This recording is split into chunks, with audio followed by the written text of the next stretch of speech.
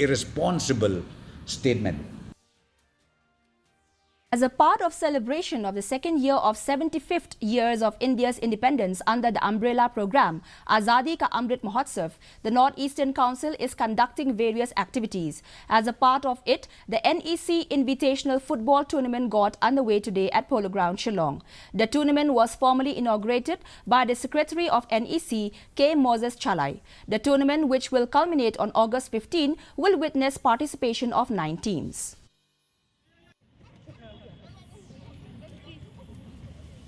Exciting and very, very historical times that the country is going through this 75 years of our independence.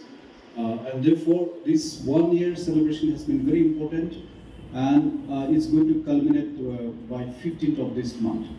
Therefore, we are, as I said, we are living in historical times, and to commemorate and to remind ourselves and to recall all that sacrifices have been, our countrymen, our forefathers, who have done so much to give us this precious, very, very precious freedom.